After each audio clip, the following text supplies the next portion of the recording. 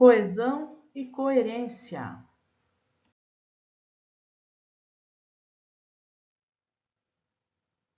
A coesão se dá quando determinados elementos são empregados para articular, sequenciar ou encadear os diferentes segmentos de um texto.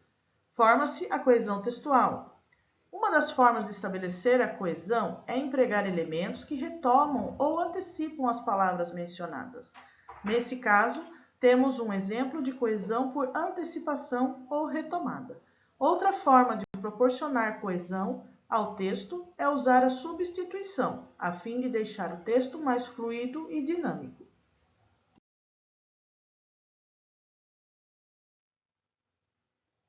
Já a coerência confere sentido para o leitor ou ouvinte.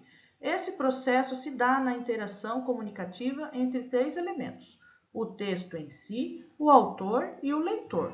Assim, a coerência de um texto depende de alguns fatores como organização dos elementos linguísticos, conhecimento de mundo compartilhado pelos interlocutores, contexto e intenção comunicativa.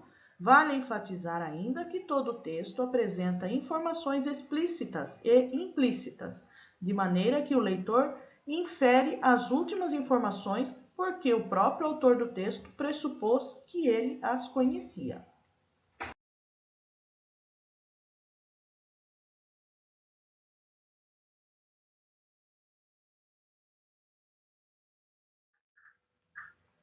Exemplo de texto coeso e coerente.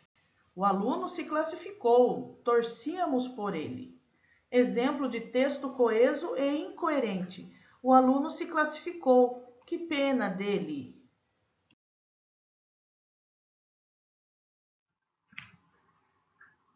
Alguns exemplos de como usar a coesão são: evite repetições de palavras substituindo elas por outras que transmitam a mesma mensagem.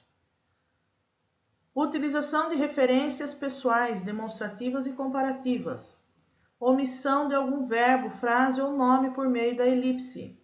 Utilização de conjunções para ligar e criar relações com as orações.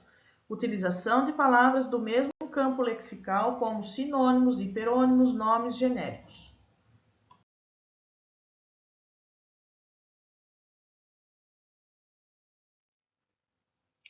Na tabela abaixo, temos alguns exemplos de conectivos que podem ser utilizados para melhorar a coesão textual. Na introdução, temos inicialmente, primeiramente, desde já. De continuação, além disso, do mesmo modo, acresce também, ainda por cima. Conclusão, enfim, dessa forma, em sumo, nesse sentido, portanto. Tempo, logo após, ocasionalmente, posteriormente. Causa, inicialmente, do mesmo modo, primeiramente. Exemplo, então, por exemplo, isto é, em outras palavras. Semelhança, igualmente, segundo, conforme, assim também.